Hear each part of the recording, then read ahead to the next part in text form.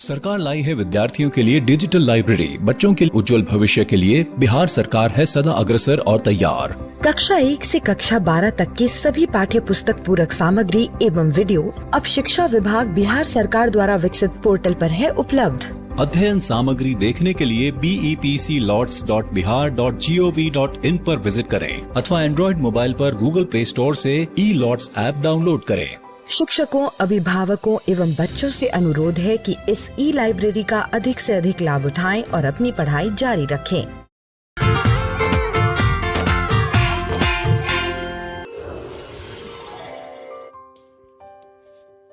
बापू की कहानी, जिसमें हम बात करेंगे महात्मा गांधी के जीवन के बारे में। पिछली बार हमने ये जाना कि पिता की मृत्यु के बाद गांधी परिवार की हालत डगमगा गई।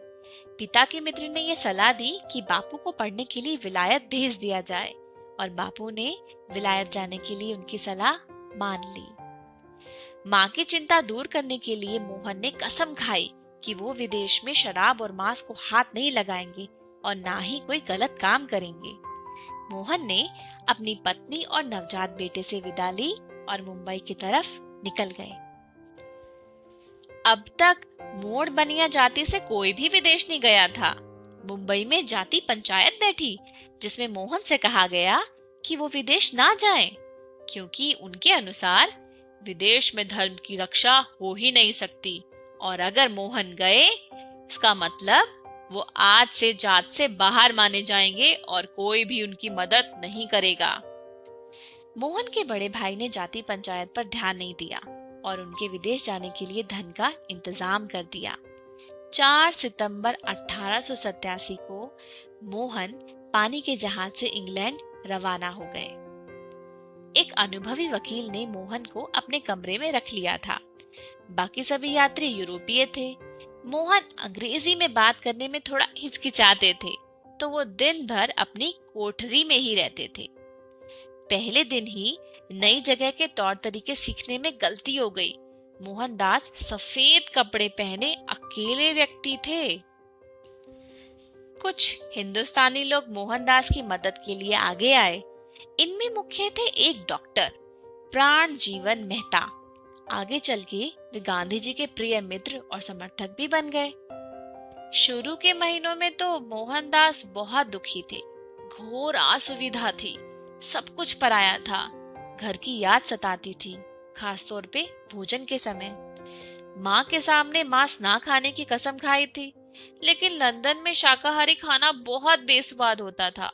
सिर्फ ब्रेड और उबली सब्जियां मिलती थी तीनों समय। कहाँ तो माँ के हाथ से बना स्वादिष्ट मसालेदार भोजन रोज मिलता था और अब कहाँ एक दीवान के बेटे की फांके की नौबत आ गई थी। यहाँ पैदल चलने और पढ़ने की बचपन की आदत बहुत काम आई। जितना हो सकता मोहनदास शहर में पैदल घूमते और तरह तरह का साहित्य पढ़ते। घूमते रहने की वजह से समय के साथ उन्हें लंदन में शाकाहारी भोजनालय भी मिलने लगे और यहाँ खाना खाने वालों से दोस्ती होने लगी। मोहनदास के लिए अब शाकाहार मजबूरी नहीं था, नए दोस्त बनाने का एक तरीका बन गया था। मित्र उन पर जोर डालते थे कि केवल पढ़ाई नहीं, अंग्रेजों का रहन सहन सीखना भी जरूरी है। तो अब मोहनदास जेंटलमैन बनना चाहते थे, तो उन्होंने कपड़े और महंगी टोपी सिलवाई, नाचना सीखने की कोशिश करी, वायलिन बजाना भी, बाल काढ़ना, टाई बांधना और भाषण देने की कला भी सीखनी चाहिए। मोहनदास यह सब सीख नहीं पाए, अलबत्ता इस पर खर्चा बढ़ता ही गया। उन्हें ध्यान था कि उनके बड़े भाई ने तंगी की हाल में उनकी विदेशी पढ़ाई के लिए धन का इंतजाम किया था। उन्होंने सोचा, मुझे कौन सा इंग्लैंड में जीवन बिताना है। लच्छेदार भाषण सीखकर मैं क्या करूंगा और नाच नाच कर मैं सभ्य कैसे बनूंगा। मैं तो विद्यार्थी हूँ, मुझे विद्याधन बढ़ाना चाहिए। और फिर कुछ महीनों में वो समझ गए कि फिजूल खर्ची बंद होनी चाहिए और फिर उन्होंने अपना वायलिन शिक्षिका को लौटा दिया कि वे उसे बेचकर धन लौटा सके। अपना भोजन खुद बनाने में मोहनदास ने आहार के प्रयोग करने की आदत पड़ गई। जीवन भर उन्होंने भोजन के प्रयोग किए और इससे उनका स्वास्थ्य भी ठीक बना रहा। वकालत की पढ़ाई तो आसान थी, उसे मोहनदास ने आसानी से पार कर लिया। आज के लिए इतना ही। आगे हम देखेंगे कि जब बापू वकालत पढ़ने के बाद भारत वापस आए तो उन्हें किन परेशानियों का सामना करना पड़ा। शुक्रवार का दिन था। जैसे ही स्कूल में आधी छुट्टी हुई, मीना और उसके दोस्त भागकर विद्यालय के बगीचे में जा बैठे। सभी को बहुत जोरों से भूख लगी थी। सभी अपना अपना खाने का डिब्बा साथ में लाए थे। मेरे पेट में तो चूहे दौड़ रहे हैं। तुम्हारा पेट क्या इतना बड़ा है? कहाँ है चूहे? मुझे भी देखने हैं।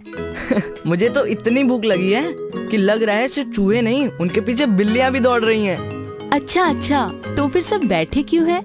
चलो सब अपना डिब्बा खोलो, खाना शुरू करते हैं। जब सबने अपना अपना डिब्बा खोला तो देखा कि आज सभी के घर से स्वादिष्ट भोजन आया था। मीना, तुम्हारे डिब्बे में क्या है? मैं आज सरसों का साग और मक्के के आटे से बनी रोटी लेकर आई हूँ। आज मेरी बीजी का जन्मदिन है, इसलिए घर पर मेरे गांव का खास भोजन बना है। और तुम्हारे डिब्बे में? मैं तो आज दाल, चावल और सलाद लेकर आया हूँ, और मैं मछली के पकौड़े। और मेरे पास तो आज बिरयानी है। इतनी देर में टीचर भी किसी काम से बगीचे में आई। अरे वाह, तुम्हारे डब्बों में से अलग अलग खाने की महक आ रही है। हमारे देश में इतनी विविधता है जो कि भोजन में भी पता चलती है। अरे भाई वाह, खाना तो बहुत स्वादिष्ट लग रहा है और साथ ही साथ पौष्टिक भी। जी हाँ मैडम, हम सभी पौष्टिक खाना लेकर आए हैं। और जैसा कि आपने समझाया था, हमारे खाने में फल, सब्जियाँ, अनाज सभी शामिल हैं। बहुत अच्छे। हम सभी के लिए संपूर्ण भोजन अथवा संतुलित आहार बहुत जरूरी है। संतुलित आहार क्या होता है मैडम? अमीना, बहुत अच्छा सवाल पूछा। क्या कोई इसका जवाब देना चाहेगा? हाँ, मैं बताता हूँ। संतुलित भोजन मतलब हमारे आहार में हर तरह के स्रोतों से भोजन होना चाहिए, जैसे हरी सब्जियाँ, फल, अनाज और मांस। बहुत अच्छे इब्राहिम। मैडम, पर हमें संतुलित आहार खाना क्यों जरूरी है? मीना, मुझे बताओ, यदि हम बहुत देर तक खाना न खाएं तो कैसा लगता है? मुझे तो बहुत भूख लगती है और खाना ना मिले तो बहुत कमजोरी भी महसूस होती है। भोजन हमारे शरीर की अनेक जरूरतों को पूरा करता है और हमारे भोजन में जो पोषक तत्व होते हैं उन्हीं की वजह से हमें ऊर्जा मिलती है, हमारे शरीर की वृद्धि होती है और यही पोषक तत्व शरीर के विभिन्न अंगों की रक्षा भी करते हैं। विभिन्न प्रकार के भोजन में अलग अलग पोषक तत्व होते हैं। टीचर, क्या इन मछली के पकौड़ों में भी विभिन्न पोषक तत्व है? ये मुझे कैसे पता चलेगा? यह पता करना बहुत मुश्किल नहीं है, पर उससे पहले हमारे लिए यह जानना जरूरी है कि विभिन्न पोषक तत्व हैं क्या। पोषक तत्वों के उदाहरण हैं कार्बोहाइड्रेट, प्रोटीन, वसा, विटामिन और कुछ खनिज लवण। ये हमें विभिन्न प्रकार के भोजन में मिलते हैं।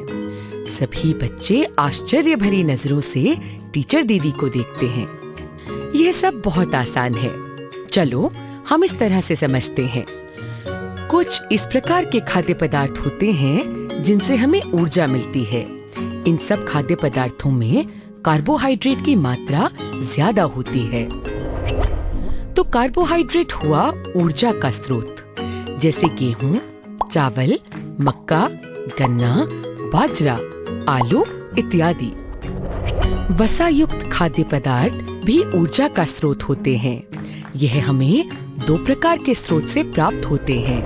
पहला पौधे जैसे मूंगफली, बादाम, नारियल का तेल इत्यादि, और दूसरा पशु से, जैसे दूध, घी, मांस, मछली, अंडे इत्यादि।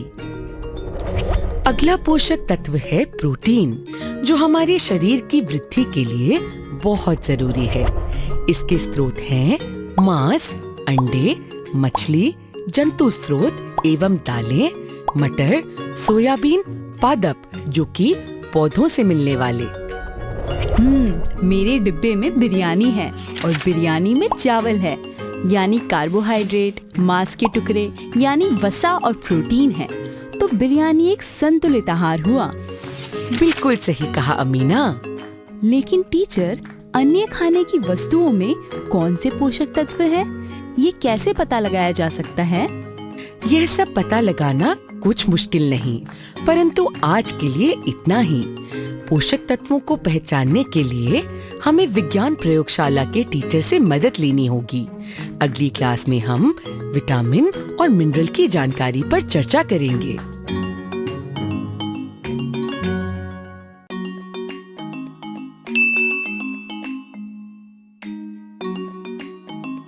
आज जब बच्चे स्कूल पहुँचे तो उन्होंने देखा कि स्कूल में कई टेंट लगे हुए हैं।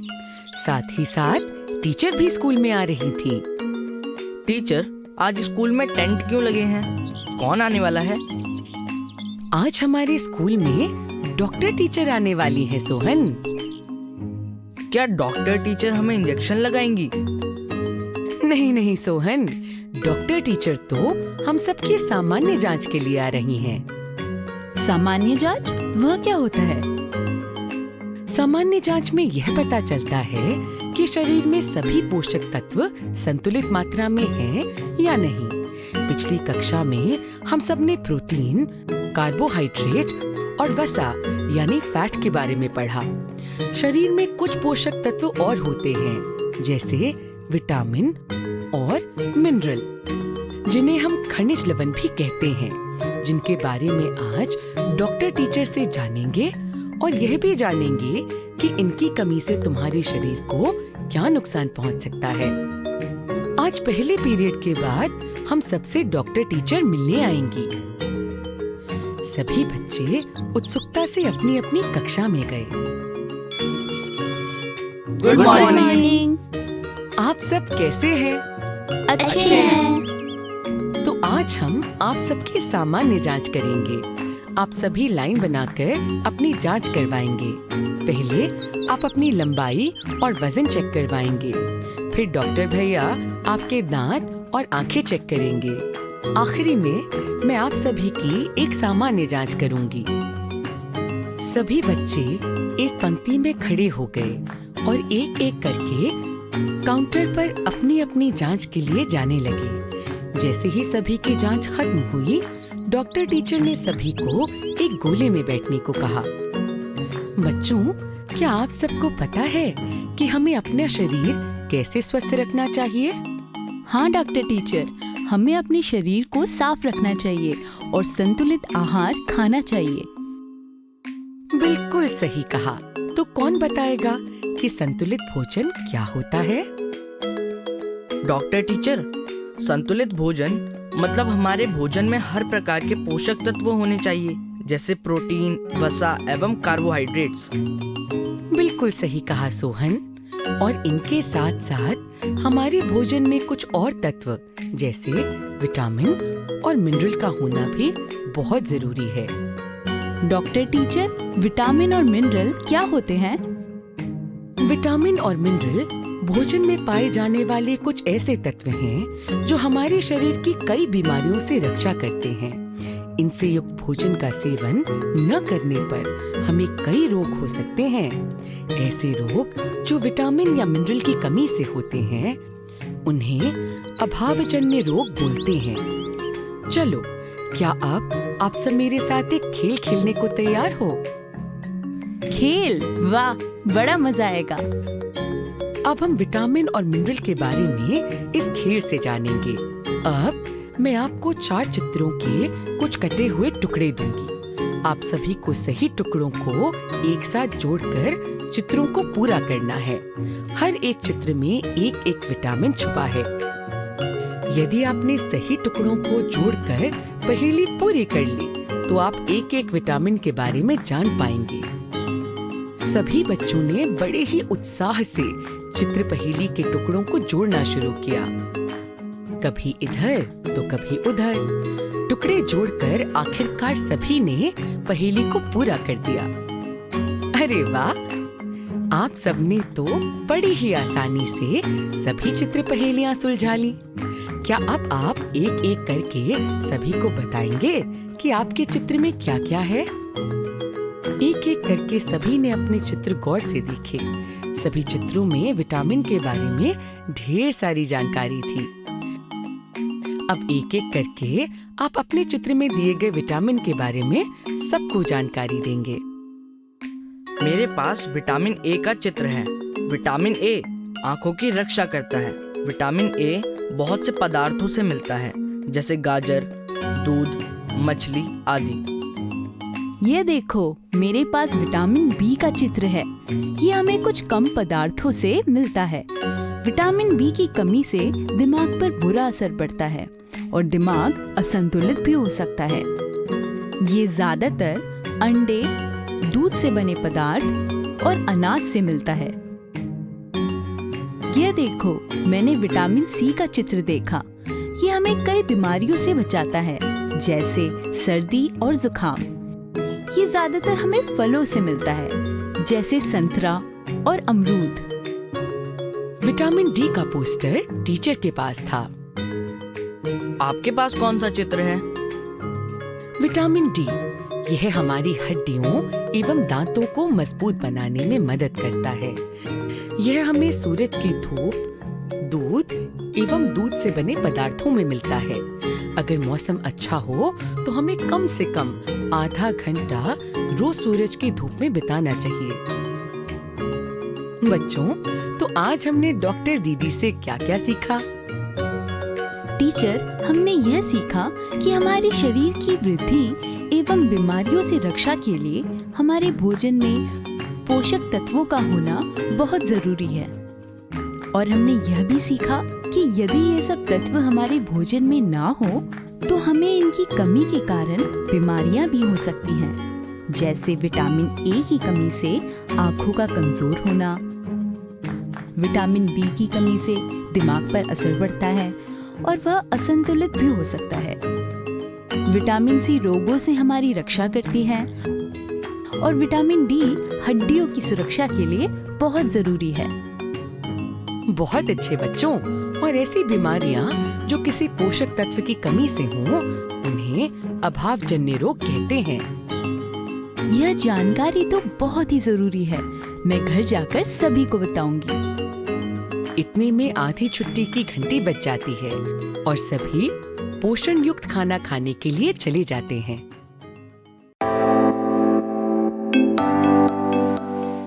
नए आइडियाज और इनोवेशन को आगे बढ़ाने का दुनिया का सबसे बड़ा मंच है इंस्पायर अवार्ड्स मानक,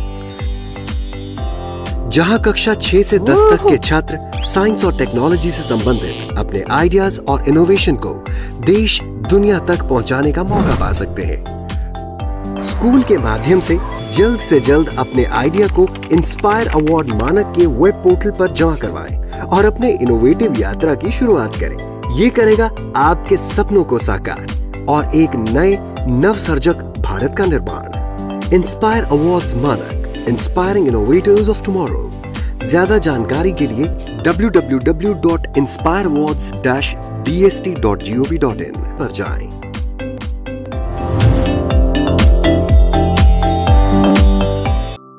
प्राणियों में पोषण भाग 2। इस वीडियो के उद्देश्य हैं: क. समझना कि भोजन आमाशय से आहार नली के और कौन कौन से भागों में जाता है। ख. समझना कि क्षुद्रांत्र में भोजन का पाचन और अवशोषण कैसे होता है। ग. क्षुद्रांत्र और बृहदांत्र के अंतर को समझना। नमस्ते दोस्तों, कैसे हैं आप सब? हमने पिछले वीडियो में सोनू और मीना के साथ मनुष्यों में पाचन प्रक्रिया के बारे में समझा था। हमने भोजन के मुंह से अमाशय तक के सफर को भी समझा था। आइए इस वीडियो के माध्यम से हम भोजन के अमाशय से आगे का सफर समझते हैं। दीदी, शाम हो गई है। आपने कहा था कि आप शाम को भोजन के आमाशय से आगे के सफर के बारे में बताएंगी। हाँ सोनू, रुक, मैं वह चित्र लेकर आती हूँ जो मैं बना रही थी।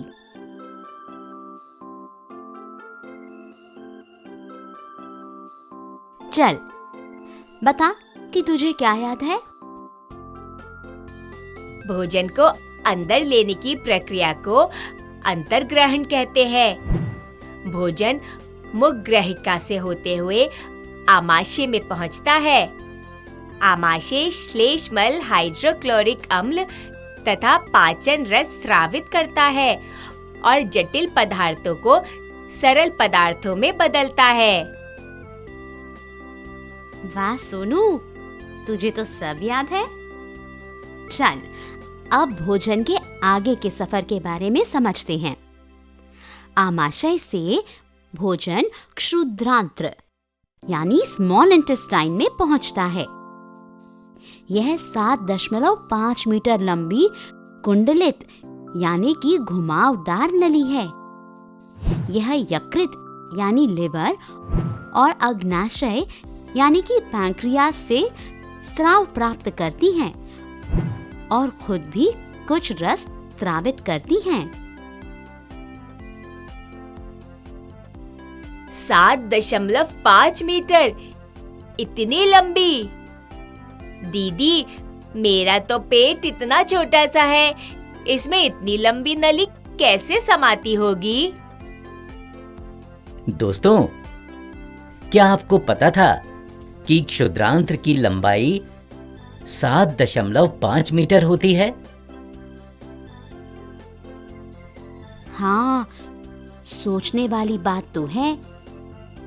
यह किसी रस्सी की तरह कुंडलित होती होगी, इसीलिए समा जाती है। पता है सोनू, यकृत जिसे जिगर भी कहते हैं यानी लिवर हमारे शरीर की सबसे बड़ी ग्रंथि यानी ग्लैंड है। यह पित्त रस स्रावित करती है। पित्त रस वसा यानी कि फैट्स के पाचन के लिए महत्वपूर्ण है। क्या यकृत क्षुद्रांत्र के पास होता है? यह उदर एब्डोमेन के ऊपरी भाग में दाहिनी तरफ होता है, यहाँ देखो। और अग्नाशय यानी कि पैंक्रियास पीले रंग का होता है। यह अग्नाशयिक रस स्रावित करता है जो कि कार्बोहाइड्रेट और प्रोटीन को पचाने में मदद करता है। और अग्न्याशय कहाँ होता है? अग्नाशय आमाशय के ठीक नीचे होता है, देख यहाँ। अब बचा हुआ भोजन क्षुद्रांत्र के निचले हिस्से में पहुंचता है। यहाँ आंत्र रस यानी डाइजेस्टिव जूसेस पाचन क्रिया को पूर्ण कर देता है। यह देख, मैंने इस सूची में लिखा है कि कौन से पदार्थ किस में परिवर्तित होते हैं।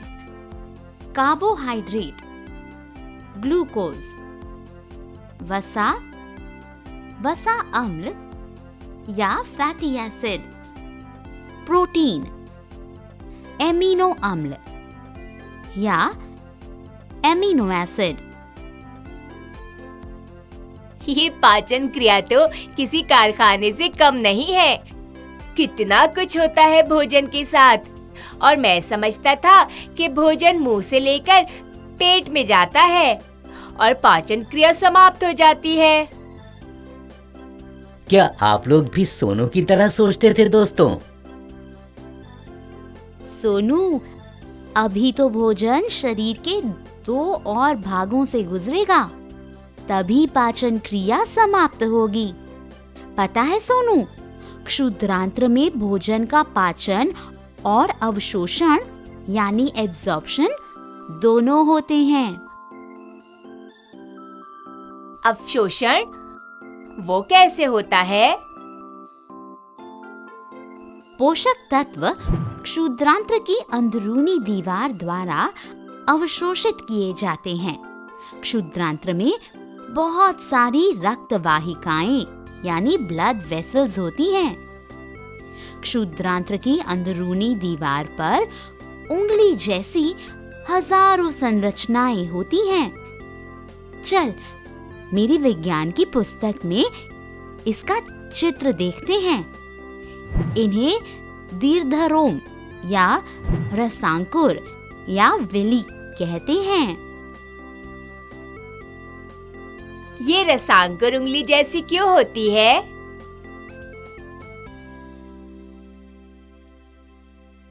किताब में लिखा है कि उंगली की तरह संरचना के कारण पचे हुए भोजन के अवशोषण के लिए तल क्षेत्र यानी सरफेस एरिया बढ़ जाता है। रसांकुर में बचे हुए भोजन का अवशोषण हो जाता है और भोजन रसांकुर से रक्त वाहिकाओं में चला जाता है। अच्छा, तो ऐसे भोजन का अवशोषण होता है और हमें ऊर्जा मिलती है। कोशिकाओं में उपस्थित ग्लूकोज का विघटन ऑक्सीजन की सहायता से कार्बन डाइऑक्साइड और जल में हो जाता है और इस तरह से हमारे लिए ऊर्जा उपलब्ध होती है। अच्छा, तो अब पाचन और अवशोषण हो गया, तो क्या अब पाचन क्रिया समाप्त हो गई?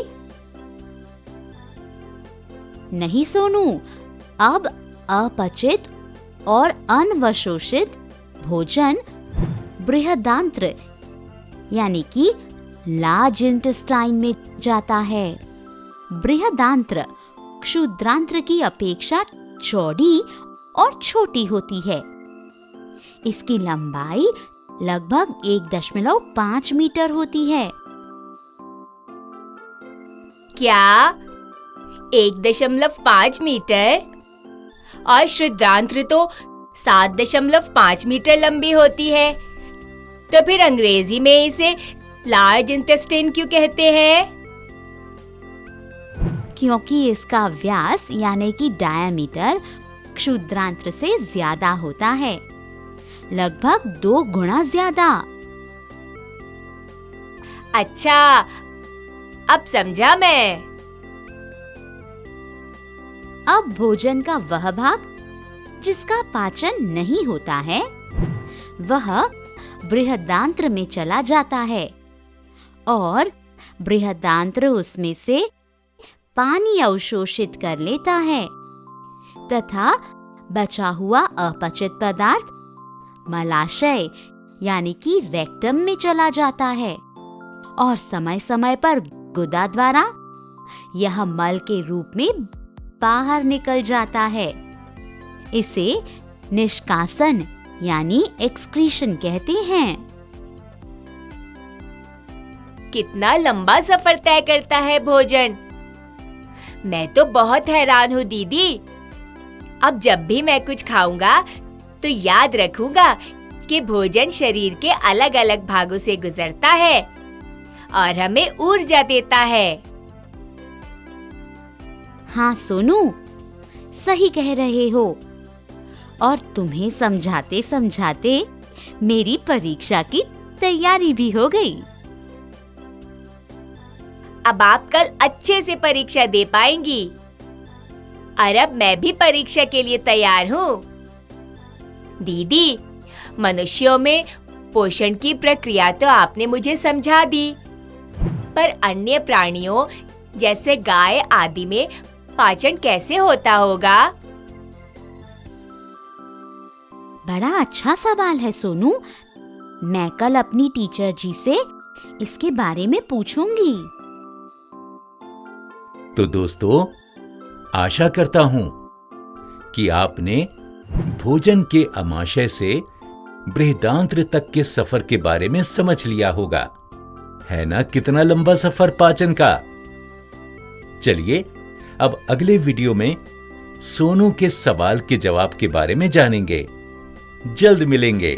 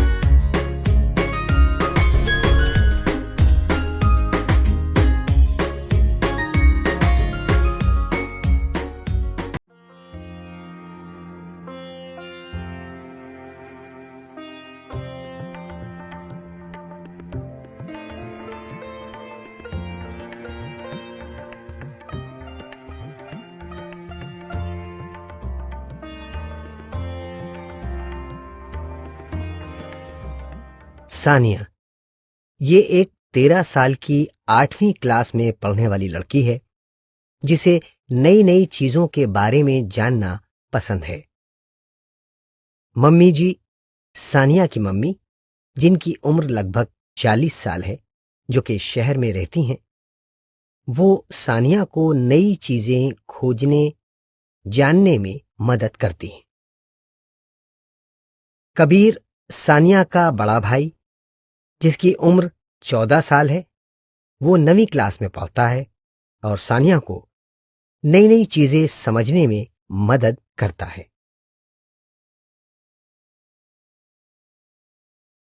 हाय दोस्तों, हम पहले भी मिल चुके हैं ना। मेरा नाम सानिया है और ये मेरे बड़े भाई कबीर हैं। कबीर भैया, आप इस मैग्नीफाइंग ग्लास से क्या कर रहे हैं? सुनो सानिया, क्या तुम एक दिलचस्प चीज देखना चाहोगी? दिलचस्प? कौन सी दिलचस्प चीज? ये ब्रेड का टुकड़ा। क्या? ये ब्रेड का टुकड़ा? इसमें क्या खास है? तुम खुद ही देख लो।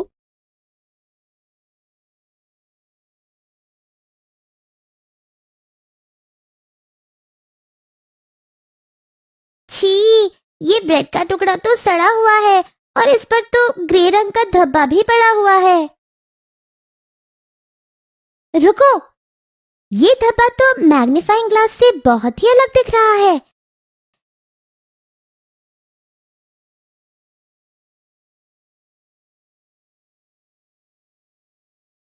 ये क्या चीज है इसमें? तुम्हें याद है कुछ दिनों पहले हमने सूक्ष्मजीव के बारे में चर्चा की थी। इस ब्रेड के टुकड़े पर जो ग्रे धब्बा है वो कुछ और नहीं बल्कि एक तरह के सूक्ष्मजीव है जिन्हें हम फंगी कहते हैं।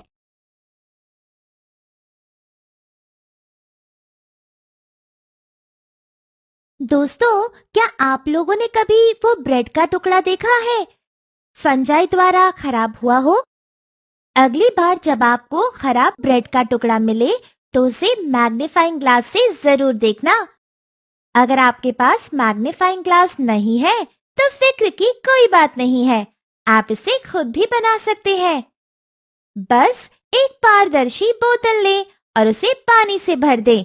अब इसके जरिए चीजों को देखने का प्रयास कीजिए। आपको क्या दिख रहा है?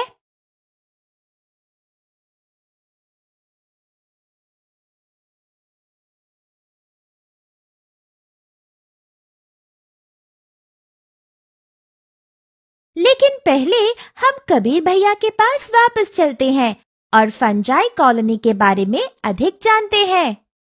भैया, मैं फंजाई के बारे में जानती हूँ, लेकिन वो ब्रेड के टुकड़े को खराब कर देता है। सूक्ष्म जीव तो हमारे दोस्त होते हैं, है ना? देखो सानिया, ये सूक्ष्म जीव हमारे मित्र जरूर हैं, लेकिन वो हमारे दुश्मन भी हो सकते हैं। जैसे कि वो चीजों को नुकसान और हमें भी नुकसान पहुंचा सकते हैं। जैसे कि इस मामले में उन्होंने ब्रेड के टुकड़े को खराब कर दिया। अगर मैं इस ब्रेड के टुकड़े को बिना देखे खा लेता तो मेरा पेट खराब हो सकता था।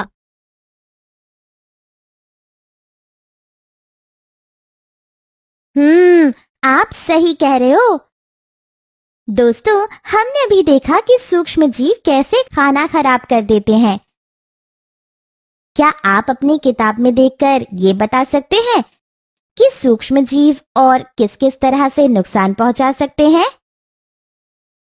सूक्ष्म जीवों द्वारा होने वाले नुकसान: 1. पके खाने को सड़ाना। 2. कच्ची सब्जियां और फल को सड़ाना। 3. खाना सड़ने से बदबू उत्पन्न होना। कुछ आप भी ढूंढे और बताएं। मम्मी, हम स्कूल से वापस आ गए। अरे वाह, मम्मी आप आम का अचार बना रही हो। क्या हम भी आपकी मदद करें? हाँ बेटा, पहले यूनिफॉर्म बदलो, हाथ धो और फिर आओ मेरी मदद के लिए। कबीर, सरसों के तेल की बोतल देना। कबीर, क्या तुम इस नमक को जार में डालोगे? मम्मी, हम ये तेल और नमक अचार में क्यों मिला रहे हैं? ये तेल और नमक अचार को ज्यादा दिन तक सड़ने से बचाएगा। दरअसल नमक और तेल खाने को सड़ने वाले सूक्ष्म जीवों को लंबे समय तक पैदा होने और बढ़ने से रोकते हैं, जिससे अचार लंबे समय तक नहीं सड़ता। क्या तुम जानती हो, नमक मिलाकर रखने से खाने की चीजें सड़ने से बच जाती हैं। क्या तुम खाने को सड़ने से बचाने का कोई और तरीका बता सकती हो? दोस्तों, क्या आप इसमें मेरी मदद कर सकते हो? क्या तुम किताब में पृष्ठ संख्या 25-26 में ढूंढकर पता लगा सकते हो? खाने को सड़ने से बचाने के लिए दूसरे तरीके: 1. चीनी द्वारा परिरक्षण। 2. सिरके द्वारा परिरक्षण। कुछ आप भी ढूंढे और बताएं। दोस्तों, क्या तुम देखना चाहोगे कि खाने का बचाव असल में कैसे मदद करता है? चलो एक गतिविधि करते हैं। किसी बड़े की मदद से 2 छोटे कटोरे लो। एक कटोरे में कच्चा दूध डालो और दूसरे कटोरे में उबला हुआ, जो कि ठंडा है, वो दूध डालो। जो कच्चा दूध है उसे किचन में रख दो और उबले दूध के कटोरे को 24 घंटे के लिए फ्रिज में डाल दो। 24 घंटे बाद आपने क्या देखा? दोनों कटोरों के दूध की स्थिति से आपको क्या बदलाव नजर आया? आप दोस्तों से भी इस बारे में चर्चा करें। अगर आप ये गतिविधि खुद ना कर सके तो अपने माता पिता से इसके बारे में पूछ सकते हैं। अब तक हमने जाना सूक्ष्म जीव हमारे शत्रु भी हो सकते हैं। वो चीजों को खराब और नुकसान पहुंचा सकते हैं। भोजन को नमकीन बनाना भोजन संरक्षण में मदद करता है।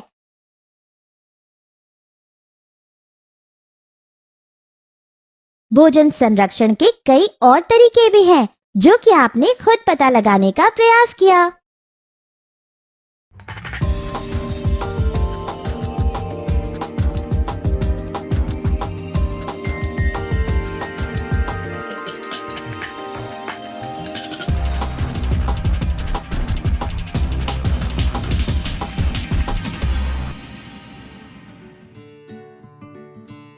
संजय गांधी जैविक उद्यान जू आउटरीच प्रोग्राम में आज हम किसी जानवर के एनक्लोजर के पास नहीं चलेंगे। हम चलेंगे जानवर के बच्चे के पास। संजय गांधी जैविक उद्यान के सफल प्रबंधन और देखभाल का ही नतीजा है कि आज यहाँ मौजूद लगभग सभी जल, थल और आकाश में रहने वाले जानवरों का प्रजनन हुआ है। सबसे पहले हम बात करेंगे गेंडा के बच्चे की। संजय गांधी जैविक उद्यान में अभी कुछ दिन पहले ही एक गेंडे का जन्म हुआ है। भारतीय मादा गेंडा साल के किसी भी महीने में गर्भधारण कर सकती है। 16 से 18 महीने गर्भधारण के बाद मादा गेंडा सामान्यतः एक बार में एक बच्चे को जन्म देती है और फिर 3 साल के बाद दूसरे बच्चे के जन्म के लिए तैयार हो जाती है। जन्म के समय नवजात शावक का वजन लगभग 40 से 50 किलोग्राम तक का होता है। जन्म के कुछ घंटों के बाद नवजात शावक न सिर्फ जमीन पर चलने फिरने लगते हैं बल्कि पानी में तैरने भी लगते हैं।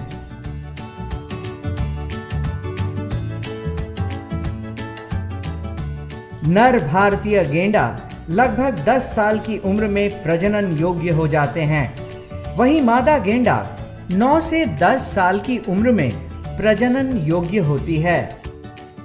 बच्चे को संभालने का काम मादा गेंडा करती है, जबकि नर गेंडा अपने आधिपत्य क्षेत्र की रक्षा करता है।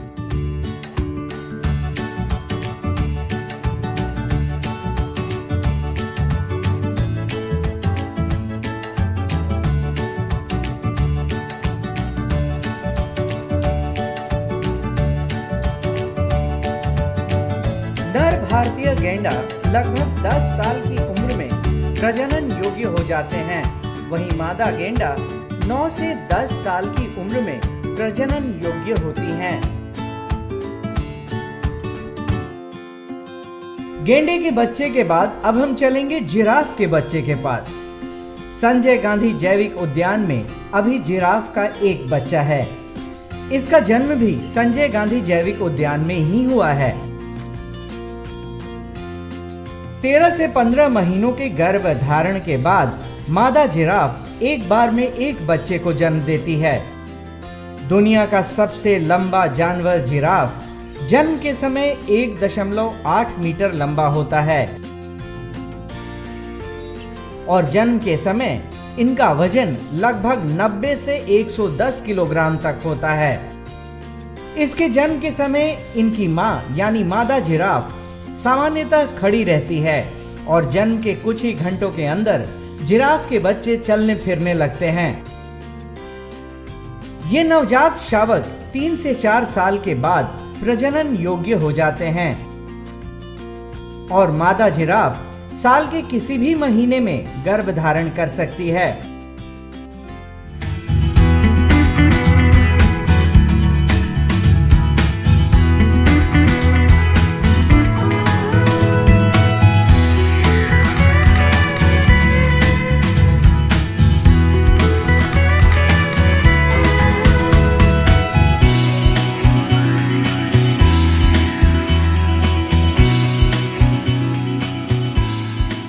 जिराफ के बच्चे के बाद अब हम बात करेंगे भालू के बच्चे की।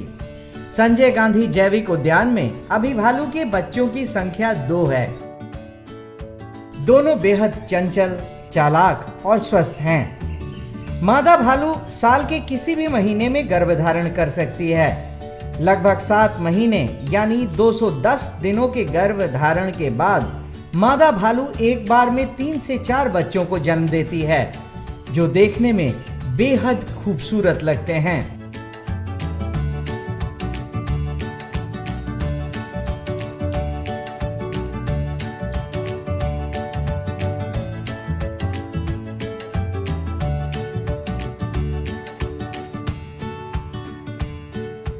जन्म के समय बच्चे का वजन लगभग 700 ग्राम से 100 किलोग्राम तक होता है। साथ ही जन्म के 1.5 से 2 महीने के बाद नवजात शावक चलने फिरने लगते हैं। भालू के बच्चे जन्म के 3 से 4 साल के बाद प्रजनन योग्य हो जाते हैं।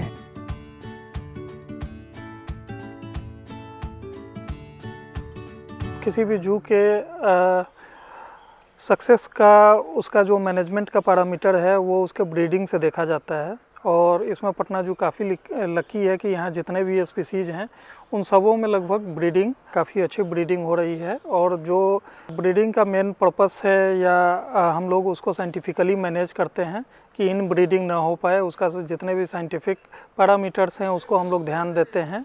और ये कोशिश करते हैं कि जो भी नए बच्चे हो रहे हैं वो हेल्दी रहें, उनके अच्छे से केयर हो सके। हम लोग कंफर्म हो जाते हैं कि सक्सेसफुल मेटिंग हुआ है एनिमल का, तो उसके बाद उनका रिकॉर्ड कीपिंग और एक लंबा एक्सरसाइज होता है जो उन पे ध्यान देने के लिए किया जाता है, जिसमें जो डॉक्टर की टीम होती है उनके प्रेगनेंसी पीरियड में पूरे उनका मेडिकेशन से लेकर हर एक चीज़ों पे ध्यान दिया जाता है और ध्यान रखते हैं। और जब उनका डिलीवरी का टाइम नज़दीक आता है तो उनके इनक्लोजर्स में सीसीटीवी कैमरा या इसकी व्यवस्था भी की जाती है। संजय गांधी जैविक उद्यान में आने वाले दर्शक इन जानवरों को अपने मां के साथ देखकर बेहद खुश होते हैं।